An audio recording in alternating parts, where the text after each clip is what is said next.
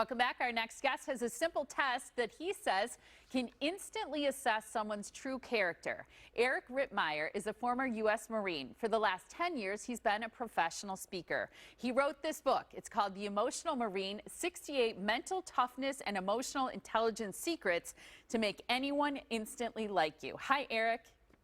Molly, good morning. Thank you for having me. Absolutely. Before we get into this test, because I want to make sure we get to each point of it, I want to say I find this fascinating in your information because you looked at people who were successful, whether they were friends or professional people that you met, they were people in the service, and you found this common thing. They were all likable people.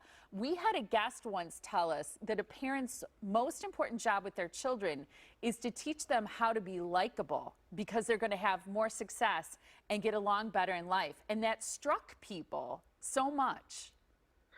Molly, we need at least an hour for another segment on this. I'm actually in the process of writing another book right now, which is geared directly towards teaching kids emotional intelligence skills. They're taught no emotional vocabulary. They're not taught how to express emotion. What ultimately ends up happening is they're unable to connect with people because they don't know how to respond to how other people say things and do things. I'm literally in the process of writing a book. You have to have me back on. Oh, I absolutely will. I can tell already that I like you, so that works perfectly for me. But just to clarify, you're not talking about pandering to people or worrying about what people think about you so much that you're just doing what other people want to make you likable.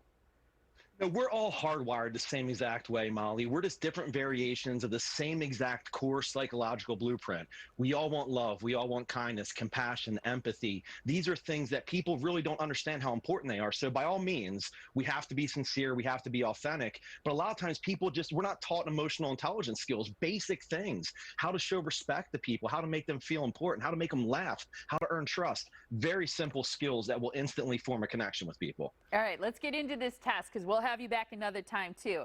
So this test gauges people's true colors and see how genuine they really are. So start with the waiter test. Yeah, this is the most important one. And I go back to that old saying, you probably heard this one before. Drunk words are sober thoughts, right? What you say when you're drunk is what you really feel when you're sober, but you just don't say it. Right. It's the same thing with the waiter test. And I've noticed this over years, and I've really started to hone in on it. The way people communicate, especially with wait staff, says a lot about their true personality. If you and I are out eating and we're talking with each other, we're deeply engaged in conversation. The way you respond to that waiter is going to be your true, authentic, how you really are as a person, because you and I are so deep in conversation, your guard's down at that point. So the way you treat that person is going to tell me a lot about your true character. Okay, I like that, and that makes sense. I think that's so true. What about the doggy test?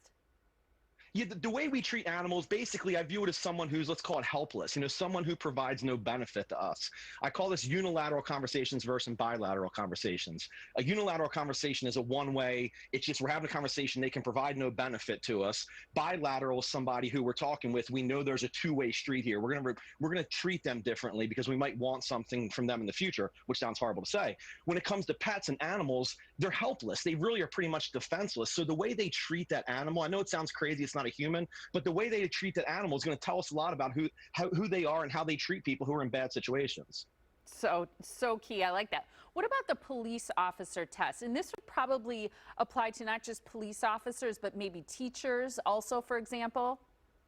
Anyone in position of authority here, Molly. So what we're looking for here is how do they respond to authority? When they meet a police officer, is it automatically, what do you want? What are you doing? Or is it a teacher, somebody, you're not going to tell me what to do? How they treat authority is a very important thing here. We should respect not just police officers. We should respect everyone. We should love everyone. But when it comes to these authoritative figures, how do they act towards them? And again, we want to see it like in their natural habitat, like in that Steve Irwin voice, like in your natural habitat, like Australia.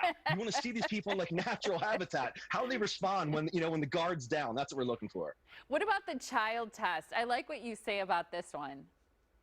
Yeah, so, people, the way they respond to kids, the way they interact with kids, they don't even have to have children. I have 2 teenage daughters. So I have a pretty good vibe for kids and how to, be kind, be nice, and roll around with them on the floor and goof off, whatever. But for people who don't have kids, how do they act? Do they treat them like, like pick them up and put them down? Is it like, do they roll their eyes? And they're like in the world of dating, like if you say, I'm sorry, I can't go out tonight, my kids need me, do they get upset about that? Do they not understand the connection that we have with our kids? So again, it's looking for when guard is down, how do they act and how do they treat people?